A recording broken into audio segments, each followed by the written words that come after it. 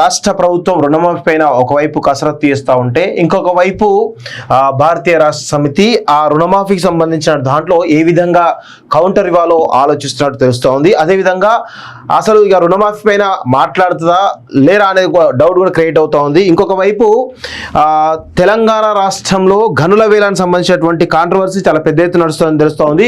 ఒకవైపు ఇటు రేవంత్ రెడ్డి అదేవిధంగా కేటీఆర్ మధ్య ట్విట్టర్ వారు చాలా పెద్ద ఎత్తున నడుస్తున్నటువంటి చర్చ బలంగా నడుస్తూ ఉంది.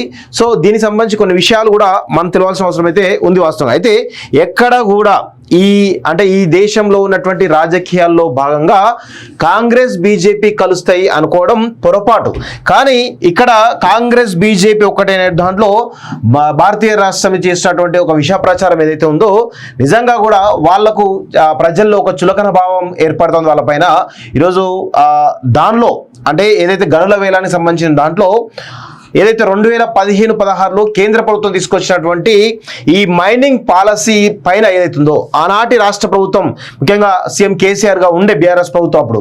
సో అప్పుడు అలాంటి పాలసీకి పార్లమెంట్లో ఆమోదం తెలిపిందే బీఆర్ఎస్ పార్టీస్ అనే విషయాన్ని కూడా గుర్తుపెట్టుకోవాలి. ఆనాడు పార్లమెంట్లో చర్చ జరుగుతున్నప్పుడు ఆ పాలసీ ఓటింగ్లో భాగంగా బీఆర్ఎస్ పార్టీ సంపూర్ణమైనటువంటి మద్దతును ఈరోజు ఆ రోజు పార్లమెంట్లో కేంద్ర ప్రభుత్వానికి సహకరించడం జరిగింది. ఆ తర్వాత 2015లో ఒక సంస్థ తాటిచేర్ల గనులకు సంబంధించినటువంటి ఒక సంస్థ ప్రైవేట్ లీజ్కి ఇచ్చినటువంటి దాంట్లో కూడా ఈరోజు ఎవరైతే తన అనుయాయులకు ఇచ్చారో 2015లోనే గనుల వేలానికి సంబంధించినటువంటి ప్రాసెస్ స్టార్ట్ అయింది. అది కేసీఆర్ అనుయాయులకు ఇచ్చుకున్నారనేది తెలుస్తోంది. అదేవిధంగా 2021లో అదేవిధంగా 23లో జరిగినటువంటి గనుల వేలంలో ఈరోజు అరబిందో కానీ అవంతిక సంబంధించిన కన్స్ట్రక్షన్ ఏవైతే మైనింగ్ కంపెనీ ఏవైతే ఉన్నాయో వాటికి కూడా ఈరోజు అనుమతులు ఇవ్వడం జరిగింది రాష్ట్ర ప్రభుత్వం. అయితే కేటీఆర్ నిన్న ఏం చెప్తా ఉన్నా ట్విట్టర్ వేదికగా అంటే మేము కావాలనే సింగరేణిని వేలంలో పాల్గొనలేదని చెప్పేసి చెప్తా ఉన్నారు. అది చాలా దుర్మార్గ విషయం. సింగరేణి ఆ వేలంలో పాల్గొనకపోవడం కారణం ఏంటి అంటే ఒకవేళ సింగరేణి కనుక ఆ వేలంలో గనుల వేలంలో పాల్గొని ఉంటే తన అనుయాయులు ఎవరైతే ఉన్నారో అవంతిక కానీ లేదంటే ఈరోజు అరబిందో కానీ ఈరోజు ఆ యొక్క గనుల వేలానికి సంబంధించిన కాంట్రాక్ట్ వచ్చేది కాదు. సో చాలా కుట్రపూరితంగా సింగరేణిని ముంచేటువంటి ఒక పెద్ద ప్రయత్నం కేవలం కేటీఆర్ కుటుంబం మాత్రమే చేసింది, కేసీఆర్ కుటుంబం మాత్రమే చేసింది. ఈరోజు సింగరేణి ప్రాంతంలో ఒక చర్చ జరుగుతూ ఉంది. గనుల వేలానికి సంబంధించిన దాంట్లో బీఆర్ఎస్ పార్టీ ఈరోజు పెద్ద ఎత్తున నిక్కచ్చిగా అడుగుతా ఉందని చెప్పేసి చాలా మంది సింగరేణి కార్మికులు ఈరోజు ఆలోచిస్తా ఉన్నారు. నేను వారికి ఒకటి విషయం తెలియజేస్తా ఉన్నాను. ఒక్కసారి అవంతిక మైనింగ్ కంపెనీకి కానీ అరబిందో మైనింగ్ కంపెనీకి కానీ ఈరోజు 2021లో టెండర్లు రావడం జరిగింది. అందులో సింగరేణి పాల్గొనాల్సిన అవసరం ఉండే, సింగరేణి పాల్గొంటే కనుక ఖచ్చితంగా సింగరేణి లాభాల బాటలు నడిచేది. కానీ ఈరోజు దుర్మార్గంగా కావాలని సింగరేణి ఆ వేలం పాటలో పాల్గొనకుండా ఈ రాష్ట్ర ప్రభుత్వం ముఖ్యంగా కేసీఆర్ చేసినటువంటి దుర్మార్గమైనటువంటి పని వల్ల ఈరోజు తన అనుయాయులకు కాంట్రాక్టులు రావడం జరిగింది తప్ప ఎక్కడ కూడా సింగరేణికి ప్రాధాన్యత దక్కలేదనే విషయం కూడా మనందరం కూడా గుర్తుపెట్టుకోవాలి. ముఖ్యంగా సింగరేణి కార్మికులారా ఒక్కసారి ఆలోచించండి. గత 10 సంవత్సరాల్లో సింగరేణిని ముంచిందే ఈ యొక్క కల్వకుంట్ల కుటుంబం అనే విషయాన్ని గుర్తుపెట్టుకోవాలి. గతంలో కార్మిక సంఘాలు ఎంత బలంగా ఉండేవి. ఏఐటీ సంబంధించినటువంటి సంఘాలు కానీ అదేవిధంగా ఐఎన్టీ సంబంధించిన సంఘాలు కానీ అదేవిధంగా గతంలో టీడీపీ అనుబంధంగా ఉన్న టీఎన్టీసీ అనుబంధ సంఘాలు ఏవైతే టీఎన్టీ కార్మిక సంఘాలు ఏవైతే ఉన్నాయో మీ హక్కుల కోసం నిక్కచ్చిగా రాష్ట్ర ప్రభుత్వాన్ని నిలదీసేటువంటి పరిస్థితి ఉండే.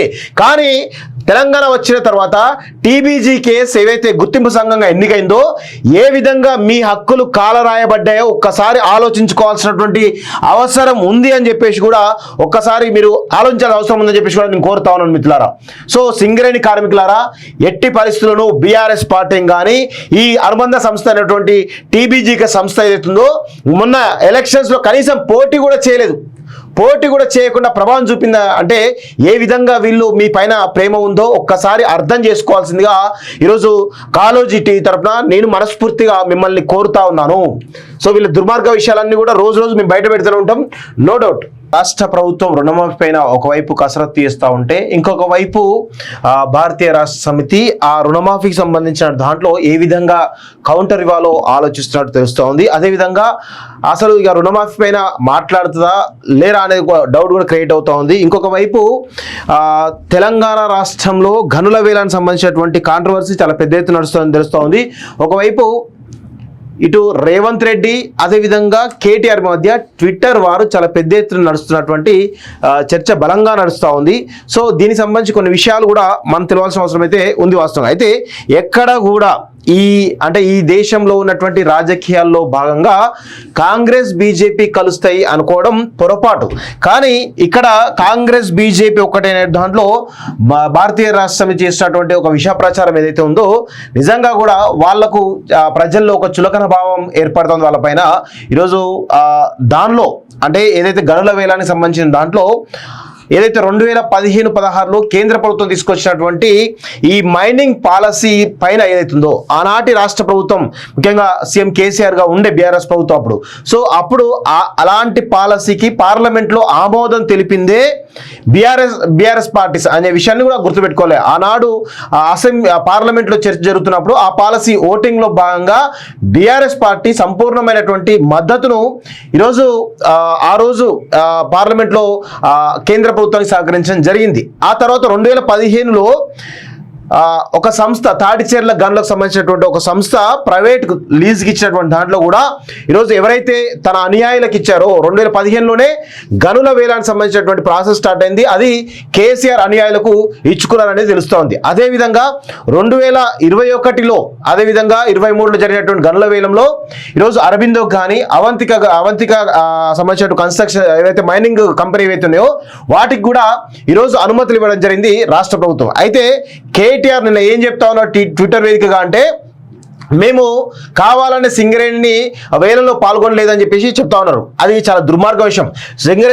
సింగరేణి ఆ వేలంలో పాల్గొనకపోవడం కారణం ఏంటి అంటే ఒకవేళ సింగరేణి కనుక ఆ వేలంలో గనుల వేలంలో పాల్గొని ఉంటే తన అనుయాయులు ఎవరైతే ఉన్నారో అవంతిక కానీ లేదంటే ఈరోజు అరబిందో కానీ ఈరోజు ఆ యొక్క గనుల వేలానికి సంబంధించిన కాంట్రాక్ట్ వచ్చేది కాదు.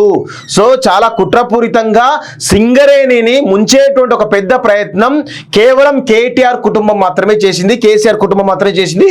ఈరోజు సింగరేణి ప్రాంతంలో ఒక చర్చ జరుగుతూ ఉంది.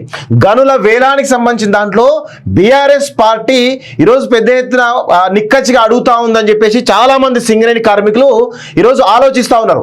నేను వారికి ఒకటే విషయం తెలియజేస్తా ఉన్నాను. ఒక్కసారి అవంతిక మైనింగ్ కంపెనీకి కానీ అరబిందో మైనింగ్ కంపెనీకి కానీ ఈరోజు 2021లో టెండర్లు రావడం జరిగింది. అందులో సింగరేణి పాల్గొనాల్సిన అవసరం ఉండే, సింగరేణి పాల్గొంటే కనుక ఖచ్చితంగా సింగరేణి లాభాల బాటలు నడిచేది. కానీ ఈరోజు దుర్మార్గంగా కావాలని సింగరేణి ఆ వేలం పాటలో పాల్గొనకుండా ఈ రాష్ట్ర ప్రభుత్వం ముఖ్యంగా కేసీఆర్ చేసినటువంటి దుర్మార్గమైనటువంటి పని వల్ల ఈరోజు తన అనుయాయులకు కాంట్రాక్టులు రావడం జరిగింది తప్ప ఎక్కడ కూడా సింగరేణికి ప్రాధాన్యత దక్కలేదనే విషయం కూడా మనందరం కూడా గుర్తుపెట్టుకోవాలి.